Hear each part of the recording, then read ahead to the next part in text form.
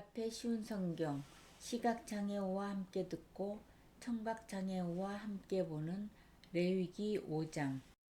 어떤 사람이 죄를 지었을 때 그 사람의 죄에 대해 증인이 된 사람은 증언해야 한다. 만일 증인이 되겠다는 선서를 하고도 보았거나 알고 있는 것에 대해 증언하지 않으면 그 사람의 죄가 증인에게 돌아갈 것이다. 누구든지 깨끗하지 않은 것, 곧 깨끗하지 않은 들짐승의 죽음이나 깨끗하지 않은 가축의 죽음이나 깨끗하지 않은 길짐승의 죽음을 만졌으면 그 사실을 몰랐다 하더라도 그는 깨끗하지 못하며 죄가 있는 것이다. 사람에게서는 깨끗하지 않은 것이 많이 나온다. 어떤 사람이 다른 사람의 깨끗하지 못한 것을 만졌을 때 그가 몰랐다 하더라도 알게 되면 죄가 있다. 어떤 사람은 아무 생각 없이 맹세를 하기도 한다.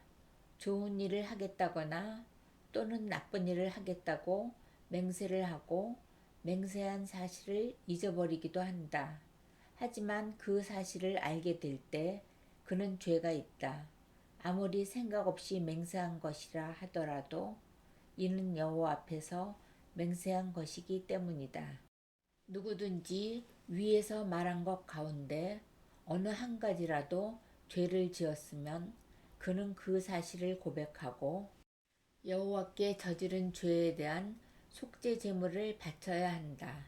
속죄 제물로는 암양이나 암염소 한 마리를 끌고 가서 바쳐라.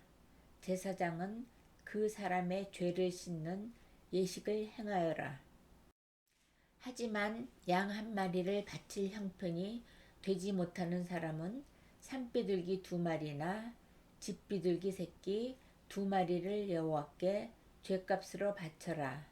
한 마리는 속죄 제물로 바치고 다른 한 마리는 번제물로 바쳐라. 그 사람이 새들을 제사장에게 가져오면 제사장은 먼저 그 가운데서 한 마리를 죄를 씻는 속죄 제물로 바쳐라.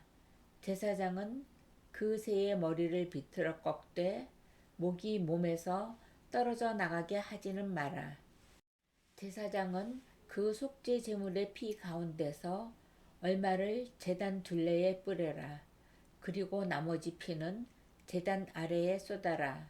이것이 속죄 제물이다. 그런 다음에 제사장은 2번째 새를 규례에 따라 번제물로 바치고 그 사람을 위해 죄를 씻는 예식을 행하여라. 그러면 그가 용서를 받을 것이다.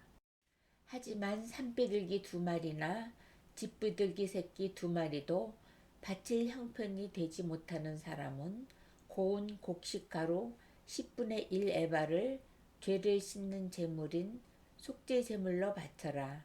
그것은 속죄 제물이므로 가루에 기름을 섞거나 향을 얹지 마라. 제물을 바치는 사람은 그것을 제사장에게 가져가거라. 제사장은 전체를 바쳤다는 표시로 그 가루를 한 줌 쥐어서 불에 태워 바치는 화제물과 함께 제단 위에서 태워라. 이것은 속죄 제물이다. 그렇게 해서 제사장은 그 사람을 위해 죄를 씻는 예식을 행하여라. 그러면 그가 용서를 받을 것이다. 곡식 제물과 마찬가지로 속죄 제물 가운데서 남는 것은 제사장의 몫이다. 여호와께서 모세에게 말씀하셨습니다. 누구든지 실수로 여호와의 성물을 잘못 다루는 죄를 지으면 그 사람은 흠없는 순양 한 마리를 여호와께 바쳐서 허물을 씻는 제물인 속건 제물로 삼아라. 허물을 씻는 순양의 값어치가 은으로 계산할 때 성소에서 다는 무게로 정확히 몇 세겔이 되어야 할지는 내가 정해 주어라. 그 사람은 성물에 대해 잘못한 죄를 갚아라. 그는 그 값어치에 5분의 1을 더해서 그 모든 것을 제사장에게 주어야 한다. 그러면 제사장은 그 사람을 위해 속건제물로 바친 순양을 가지고 죄를 씻는 예식을 행하여라. 그러면 그가 용서를 받을 것이다.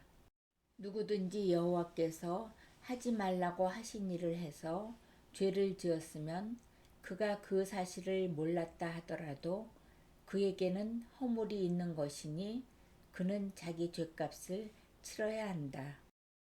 그는 제사장에게 내가 정해준 값어치의 허물을 씻는 속건제물을 가지고 가야 한다.